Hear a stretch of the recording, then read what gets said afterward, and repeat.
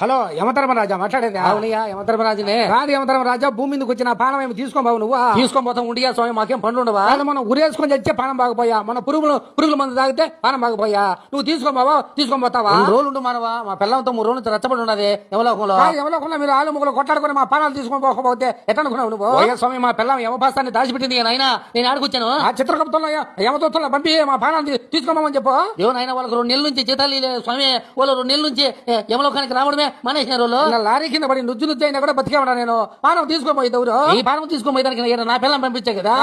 రాజా, నీ దున్నపోతుంటది, దున్నపోతున్నా పంపి స్వామి. ఆ తోక పట్టుకుని ఊగులాడతావు పైకి. దున్నపోతుకు వారం నుంచి మేతలేక బక్కచికి పోయి లేమనే లేలా కదల్లా కిందకి నేర్చే కలిసి కింద పడి తట్టారు. ఏ స్వామి, నేను భూమి మీద ఎక్కువ రోజులు బతకలేకుండా స్వామి, నేను సోలేకుండా ఎన్ని ఈ పాపాలు ఈ ఘోరాలు నన్ను నా పానం తీసుకోబోతున్నా ఏమిడా? ఏం నువ్వు మాట్లాడితే భూమి మీదకి నా పిల్లం పంపించే కదా. ఏమంటా ఉన్నది? లేచి నుంచి దున్నపోతు మీద ఎక్కి భూలోకానికి పోయి మానవులు పానాలు తీసుకొని వచ్చేదేనా నీ పని? పిల్లలతో సంసారం చేసేది లేదా అని అంటామన్నా? రాత్రుల్లో మీ పెళ్ళాం కాడే కదా నువ్వు ఉండేది? కాదు మనమా, రాత్రుల్లో ఈ యాక్సిడెంట్లు తెల్లవారు గుండెపోటు వస్తూ ఉంటే అప్పటికప్పుడు దున్నపోతు వేసుకొని పరిగిస్తూ ఉంటే ఏ పిల్లం అయితే ఒప్పుకుంటారే? ఏమంటాంది నీ పిల్లమా? నా పిల్లం సంసారము ఉద్యోగము సమానంగా చేయమంటా ఉన్నది. నీకేమనిపిస్తుంది?